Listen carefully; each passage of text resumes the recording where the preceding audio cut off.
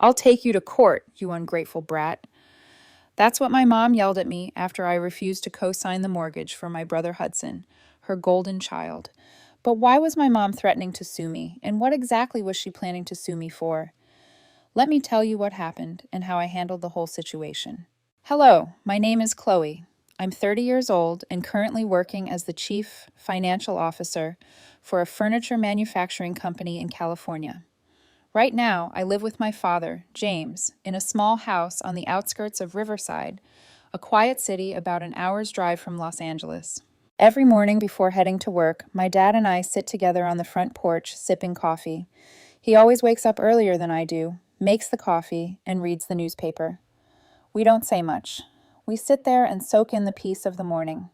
In the evenings, when I get home, the house always smells like something delicious he's cooked. My dad is an excellent cook. He was the head chef at a well-known 3-star restaurant in Santa Monica. One time I asked him why he still enjoyed cooking even after retiring. He smiled and said, "Even though I'm not working anymore, cooking brings me peace. Every dish is a way for me to show love." Hearing those words, I smiled and felt happy, knowing he still has something that brings him joy. Right now, it's just the two of us taking care of each other, but I feel more at peace and content than ever. There used to be 4 of us in the family, besides my dad, my mom Stella, and my older brother Hudson. But 2 years ago, we cut all family ties. To me, now they're just strangers who happen to share my DNA. My story took place 2 years ago, in July 2023. Back then, I hadn't yet been promoted to chief financial officer. I was just a head accountant with a modest salary. One weekend afternoon that July, I was driving home for dinner after my mom had invited me earlier that morning.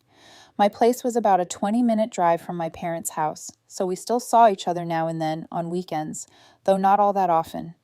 Around 6 p.m., as I pulled up to the front gate, I spotted a silver Honda Civic parked outside. It was my brother Hudson's car. When I saw that familiar car, I realized Mom had invited his whole family over without telling me. When I entered the house, he was sitting on the old brown leather sofa, wholly absorbed in his phone. His 2 kids, Jose and Peter, were playing with Lego blocks on the rug, their laughter echoing through the living room. When he noticed me walk in, Hudson gave a half-hearted wave, more like the kind you'd give an acquaintance on the street. Not a single word of greeting came out of his mouth. His eyes stayed glued to his screen as if I were passing through like background noise. Hudson is my older brother, 2 years ahead of me. In our family, he was always Mom's golden child, the one who got all the affection, all the second chances. He was the favored one. After an 8-year marriage to Camilla, they divorced in 2022. When their split became public, Hudson painted himself as the abandoned husband. He'd tell friends, "Cammy was selfish. She only thought about herself. I worked so hard to support the family, and all I wanted was to come home and relax, but she kept demanding more." But I knew the truth was the exact opposite. Hudson was controlling and lazy, and he believed his wife should serve him like a maid. He could spend an entire day watching TV while Camilla went to work, cared for the kids, cooked and cleaned. Anytime she asked him to pitch in, he'd snap, "I'm making money. Housework is your job."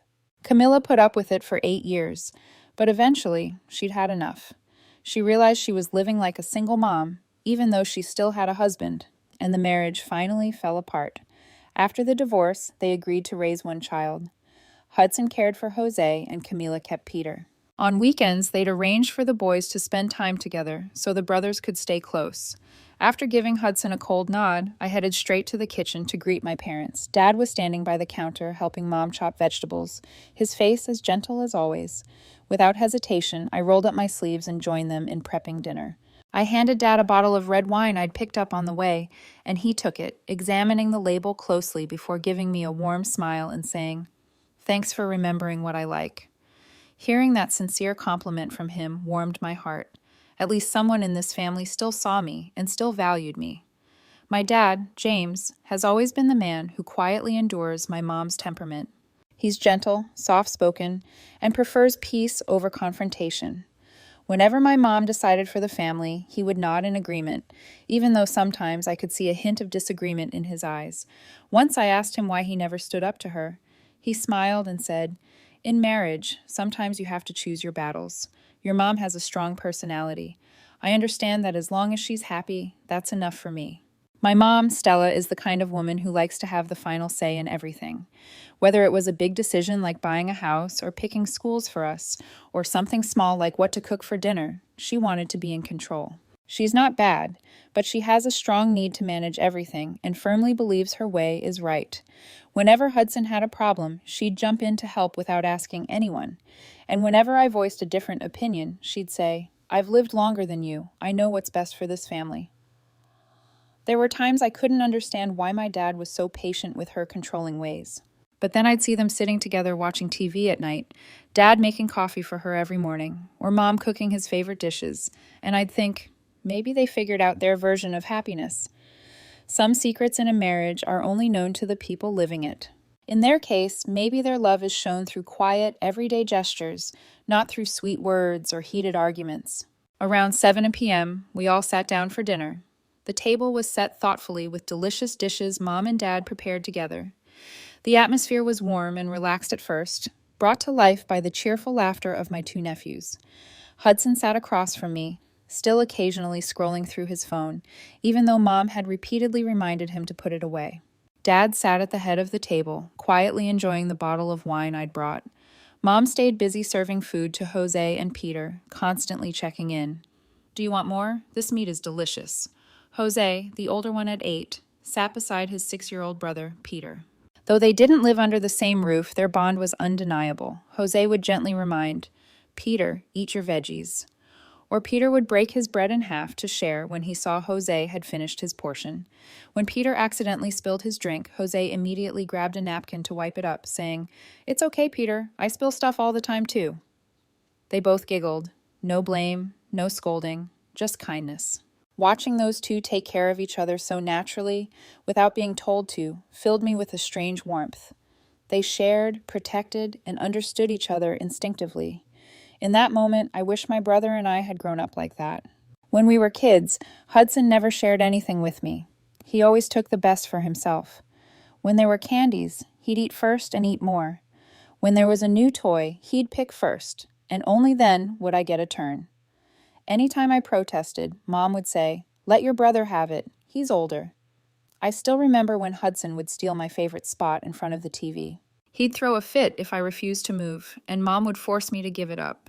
Even when it came to good food, Hudson never hesitated to compete with me, never once thinking to share.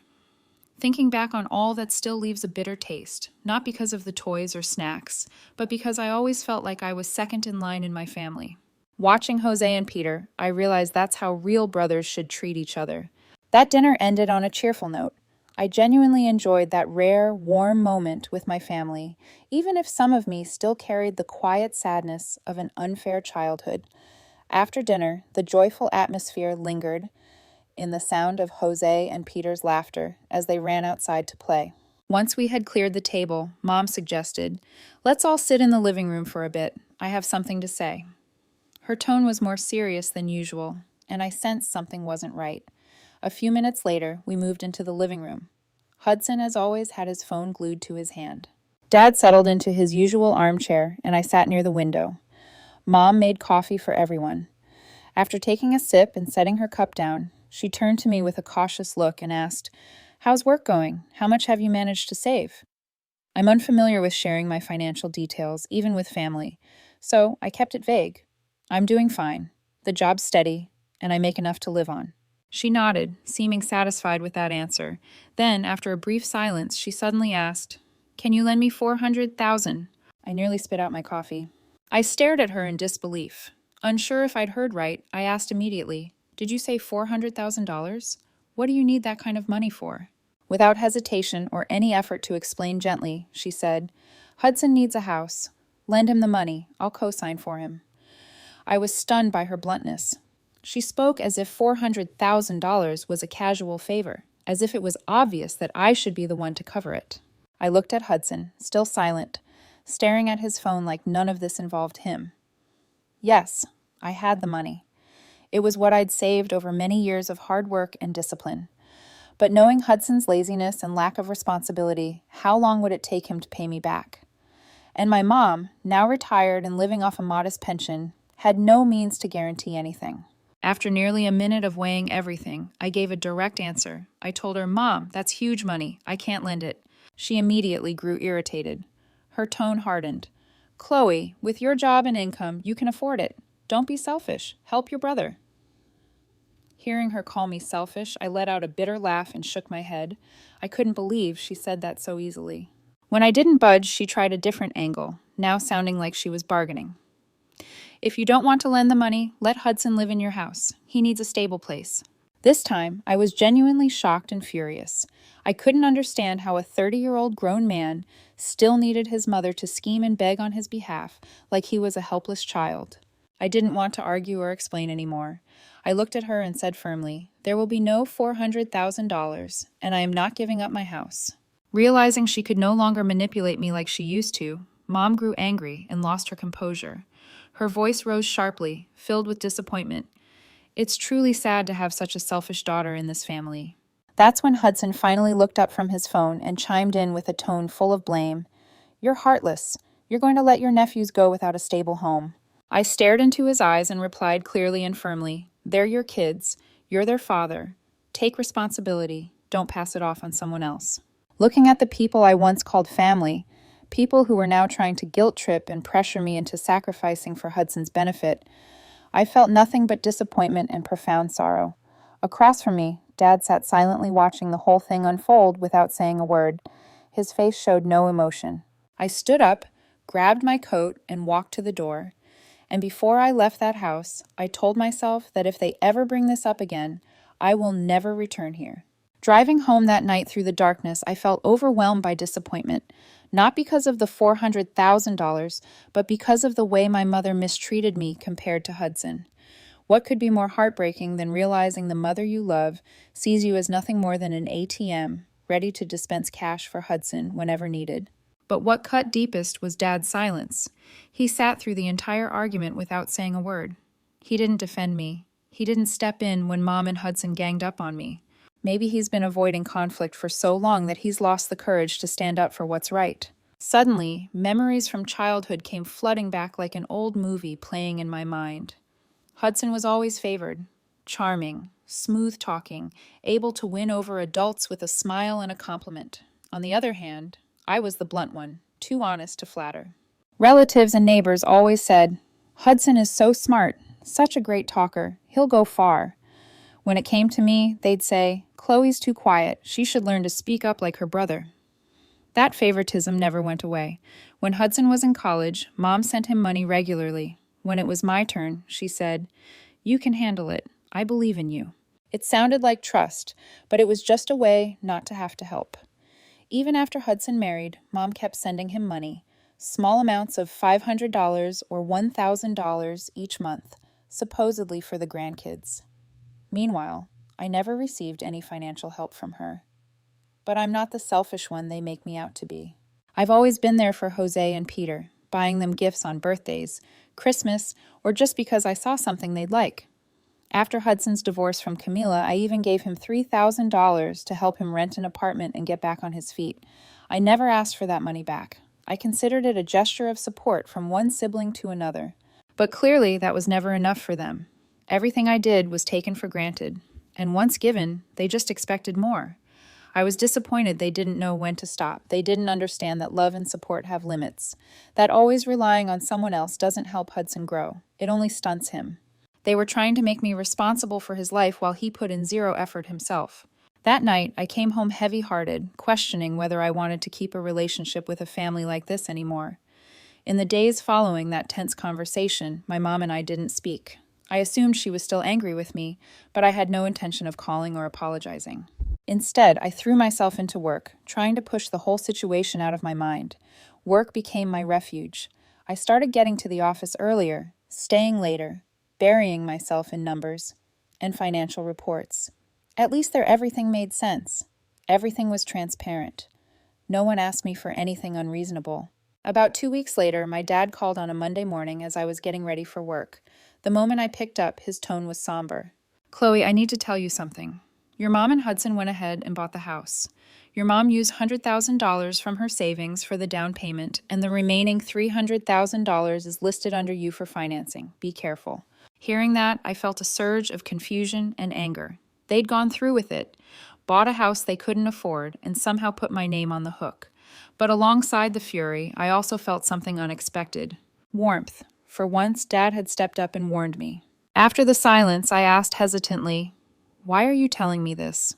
Aren't you afraid Mom will be upset?" His response was short, but there was something in his voice I hadn't heard before, a mix of weariness and quiet resolve. "I don't want to see you being mistreated anymore." That sentence hit me like a sudden light piercing through a long, dark tunnel. For the first time, I realized Dad had been watching all along. It wasn't that he didn't see the injustice or that he didn't care. He chose silence because he thought it would keep the peace and the family intact. Maybe he believed that stepping in would only make things worse. Perhaps he'd witnessed my struggles and felt powerless to intervene. But now things had gone too far, and he couldn't stay quiet anymore. And I didn't feel utterly alone in this family for the first time since birth. Just like Dad had warned, I saw him, Mom, and Hudson standing outside my gate that afternoon after I got home from work. They had Jose and Peter with them, the kids standing quietly at their sides. Seeing the whole family show up unannounced like that instantly irritated me, but not wanting to cause a scene in front of the neighbors, I reluctantly opened the door and invited them in, already bracing myself for the confrontation I knew was coming. Mom jumped right into it. No sooner had we sat in the living room. In a tone that was way too casual, she said, "Chloe, Hudson and I just bought a house. It's worth $400,000. We paid $100,000 up front. The remaining $300,000 will be paid in installments." I kept my composure and politely replied, "Congratulations on the new house, Mom. Hudson." I tried to stay civil. A few seconds later, Mom handed me a thick stack of documents. With a calm voice, she said, "Right now, Hudson is unemployed, and I only have my pension. You need to sign here and cover the first year of payments. After that, Hudson will take over. He'll pay you back every cent." Listening to her, I couldn't help but find it almost laughable. The way they tried to trap me with this so-called favor wrapped in family ties and guilt over the kids. With my background in finance, I knew precisely what signing that agreement meant. It would make me legally responsible for the full loan.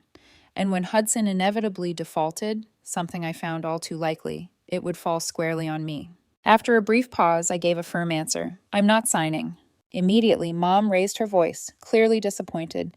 "Don't be so selfish. Can't you see the kids don't have a proper home? You're okay with letting them stay in some rental? I'm truly disappointed in you." Right on cue, Jose and Peter chimed in, clearly prepped for this moment.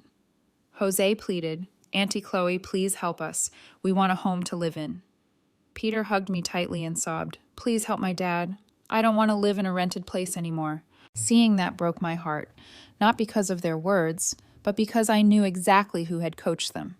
Mom and Hudson had turned those innocent kids into tools to manipulate me. I didn't want to argue anymore. I sat down, looked them both in the eyes, and asked, "Tell me the truth. Who told you to say those things?" The boys looked at each other, confused, then turned toward my mom as if waiting for her signal. Peter mumbled softly, "Grandma told us. She said if we didn't, she wouldn't love us anymore." At that moment, I felt my blood boil. They had crossed a line using innocent children like that. I looked straight at them, pointed toward the door, and said coldly, "Leave my house now, or I'm calling 911. Seeing I wasn't bluffing, they quietly got up to leave. Just before stepping out the door, Mom turned around and threatened, "I'll sue you, you ungrateful brat." I replied calmly, "That's your choice."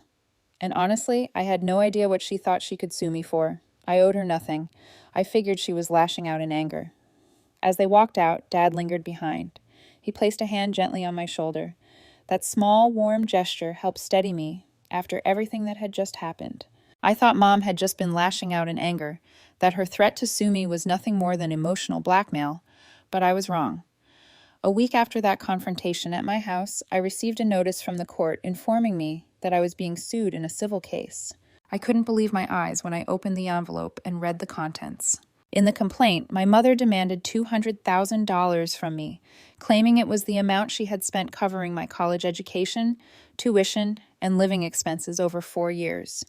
She stated the money had been given to me in cash, which is why there were no bank records to support the claim.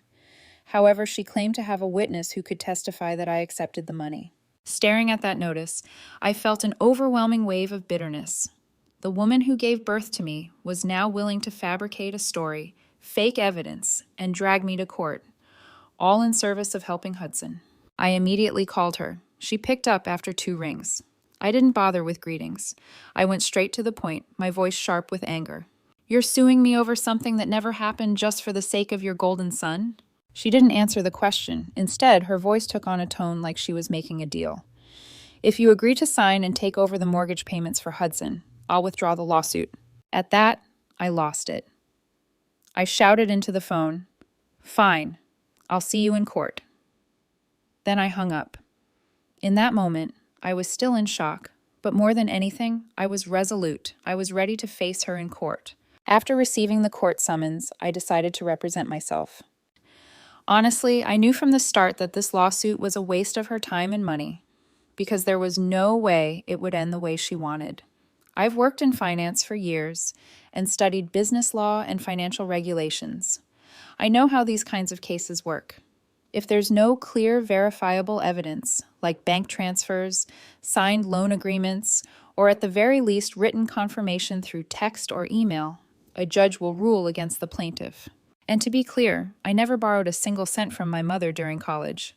During those 4 years, I was completely financially independent.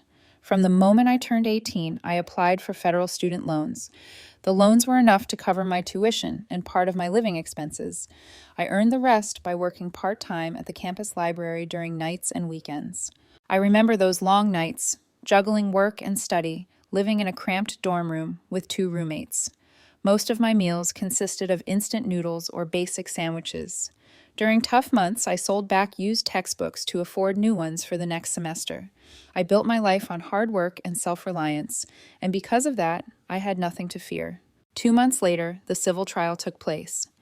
Walking into the courtroom, I saw my immediate family and a few extended relatives. Familiar faces I hadn't seen in years. Aunt Diane, Mom's sister, always called Hudson the perfect nephew. Uncle Robert and Aunt Mary were also there, and they never missed a chance to praise Hudson's intelligence and charm at every family gathering. They all sat with cold expressions, eyes filled with disdain and disappointment, as if I were the traitor in the family. I could feel their judgmental stares. In their eyes, I was the ungrateful daughter, the selfish sister who refused to help in a time of need. They whispered among themselves and shook their heads whenever they glanced my way. Sitting alone in that courtroom, I felt lonely but wasn't afraid. Deep down, I knew I was standing on the side of the truth.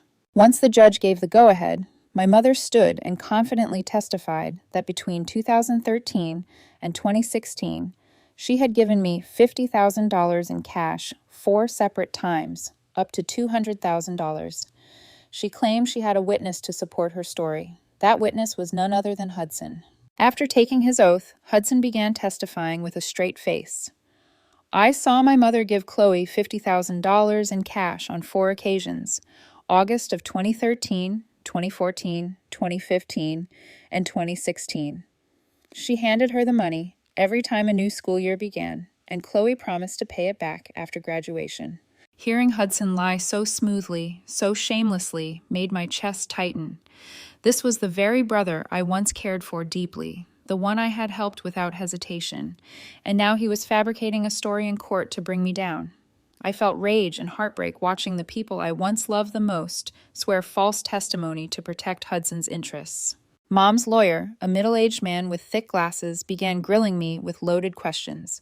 "Can you prove you didn't receive the money? Why don't you have evidence showing you didn't borrow it?" Under pressure, I turned to the judge and said, "Your Honor, I object to the line of questioning. These questions are based on claims with no evidence. I asked my mother to present proof that I borrowed $200,000.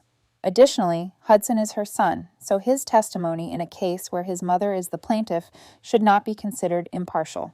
The judge nodded in agreement and directed my mother's legal team to provide further evidence. The trial continued for nearly an hour, filled with tense back-and-forth arguments and endless debate. As the judge tried to make sense of the conflicting testimonies, the atmosphere in the courtroom reached a boiling point. I remained firm in demanding concrete evidence while Mom's lawyer asked me difficult questions. Then, out of nowhere, Dad stood up from the audience bench. His voice trembled, but steel was in it as he said, "Enough, stop this." Everyone in the courtroom turned to look at him. When the judge asked if he wished to testify, Dad nodded. He stepped up to the witness stand. took the oath, then turned to face Mom and Hudson with an expression full of disappointment. From his very first words, I was stunned. He said, "I can't sit here and watch my daughter lie under oath anymore."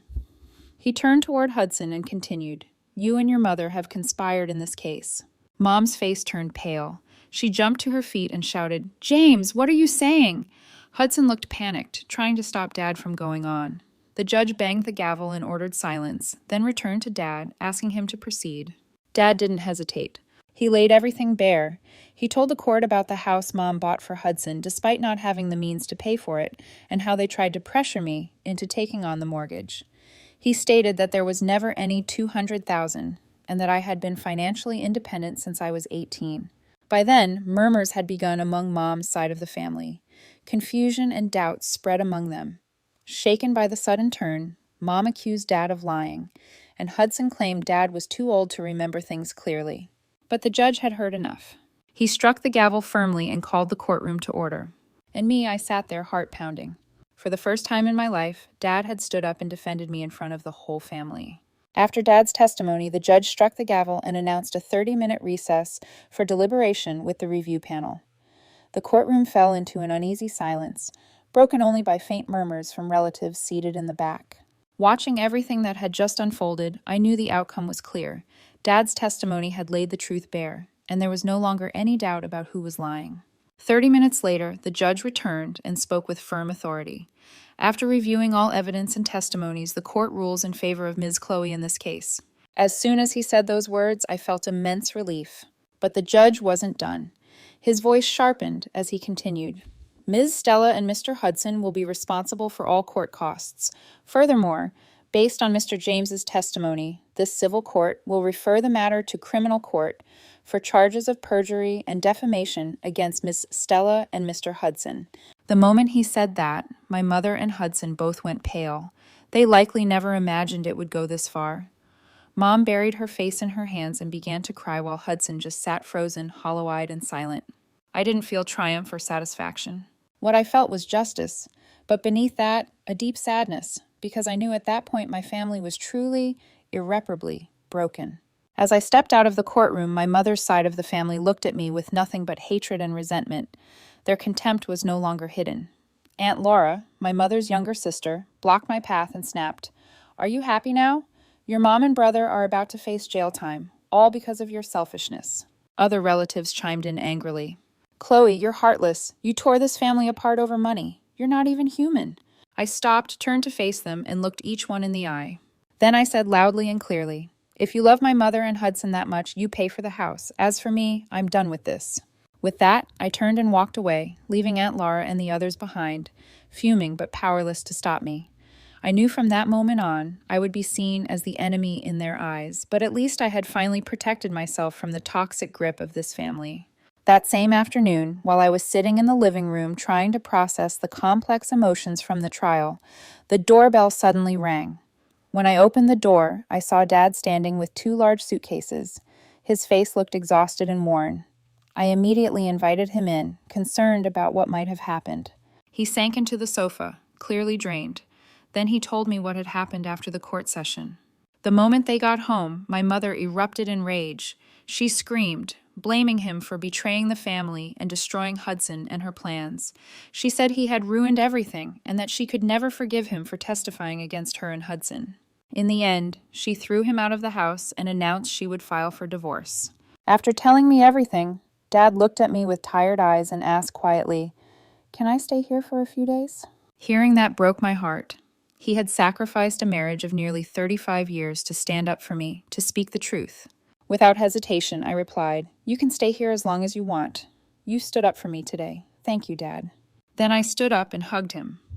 For the first time in a long time, I felt comfort in knowing that someone in this family truly understood me and chose to stand on the side of justice. From now on, we'd face everything together. Dad stayed with me the following days, and the house felt different. It was more alive, more peaceful, more orderly than ever before. The potted plants on the front porch were always well cared for. The kitchen sparkled, spotless. The fridge stayed organized and fully stocked with fresh ingredients. Dad had always been an early riser, so the house was tidied when I woke up. Freshly brewed coffee awaited me every morning, its aroma filling the air. I told him I could make it myself, but he knew how busy I was with work, so when he made coffee for himself, he always made an extra cup for me. He'd say, "You just focus on work. I've got the little things covered." In the evenings, when I came home tired, a home-cooked meal was always waiting on the table. He prepared each with genuine care and intention, from simple dishes to more elaborate ones. 2 months later, Dad sat me down and quietly told me the divorce paperwork was finalized. After 35 years, his marriage to my mom was officially over. He said they had agreed to sell their shared house and split the proceeds evenly, each receiving $400,000. What didn't surprise me was that Mom gave all of her share to Hudson so he could pay off the remaining $300,000 on the house he'd bought on credit but couldn't afford. Not wanting me to feel overlooked or unfairly treated, Dad transferred his entire $400,000 share directly into my bank account. Seeing that amount in my account stirred something profound in me. It wasn't about the money, but the love and trust he placed in me. But I didn't use that money for myself. A week later, I bought a home in the suburbs of Riverside for just under $400,000, a small 3-bedroom house with a spacious yard. We decided to rent it out to create passive income. It was a long-term investment and a thoughtful plan. One day, when I have a family of my own, and if Dad prefers not to live with us to avoid feeling like a burden, he'll always have a place to return to. I wanted to ensure he'd always have something solid to lean on, the same way he stood by me. As for my mother and Hudson, a month after my parents' divorce was finalized, the criminal trial for perjury and defamation took place. The verdict shocked many. My mother was sentenced to 3 years of probation, meaning she wouldn't serve time in prison, but would be closely monitored and prohibited from committing any further offenses during that period. If she violated any conditions, she would have to serve the whole sentence in prison. Hudson received a harsher punishment, 3 years of prison and 200 hours of community service. But the harshest blow for him wasn't the jail sentence. The court awarded full custody of Jose and Peter to Camilla. Due to his criminal actions, Hudson officially lost all parental rights. Seeing the sentences handed down, I didn't feel vindicated or satisfied. All I felt was deep sadness. An entire family had fallen apart, stemming from greed and blind favoritism. My mother and Hudson had brought this on themselves, but their price was steep, not just in terms of the law, but in the irreversible breakdown of family bonds. 2 years have passed since all of that happened. Life for us has become much more stable now. My dad still lives with me in our house in Riverside. He's fully adjusted to his new life and has become an excellent companion. Every morning, we still share coffee and talk about work. He's found peace again and often tells me he has no regrets about his choices. As for my mom, she lives alone now. We no longer keep in touch. Hudson may be getting out of prison early for good behavior.